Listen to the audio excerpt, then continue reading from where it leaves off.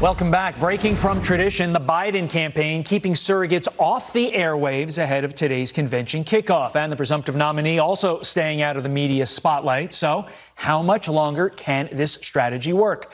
President of District Media Group, Beverly Hallberg, joins me now to weigh in. Beverly, thanks for being here. When do you see Biden hitting the airwaves and hitting the trail en masse?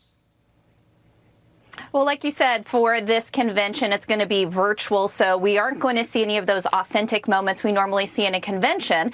The question is, with 77 days till the election, will the media continue to give Joe Biden a pass and not answering questions from reporters? Look, I think what people want, what Americans want, is to not only know what his position is, especially since he's moved left, but also whether or not he does have that cognitive ability to be able to answer questions from the media. So I think while this convention isn't going to give us everything that we typically get from a convention, that people are looking for him to answer questions. So I'm looking forward to the debates next month. That's when I think people really want to make a decision and see how Joe Biden does on a stage. Yeah, someone else looking ahead is the New Jersey Governor Phil Murphy. He's part of the Biden campaign, and he's defending Biden over his lack of interviews. Take a listen.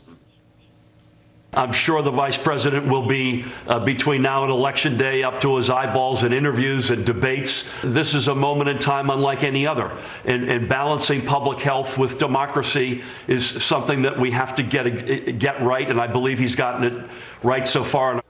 Is Murphy right? I mean, are we going to be up to our eyeballs in Biden, all joking aside, in front of our TVs, on our radios, in print between now and November 3rd?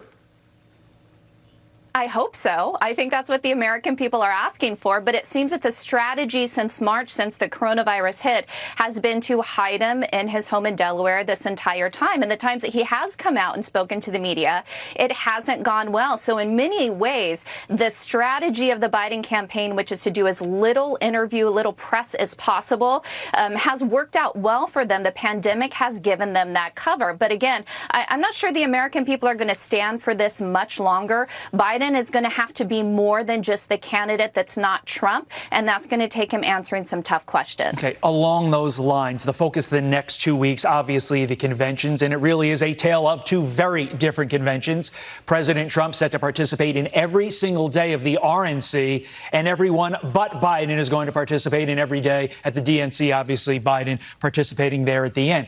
Does Biden, though, run the risk of hiding behind COVID, or are the American people ultimately going to reward that strategy because they, too, are very scared of COVID and are not going to reward the president for being there all 4 days?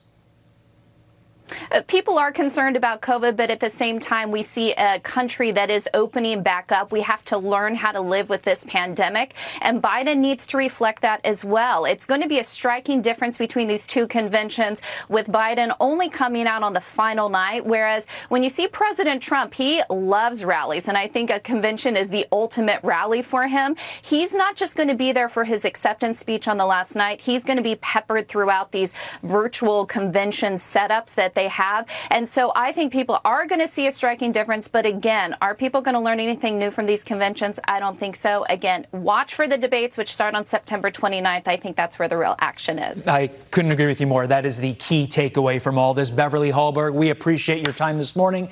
Got a busy 2 weeks ahead. We know you'll be watching. Jillian, over to you. Absolutely. It is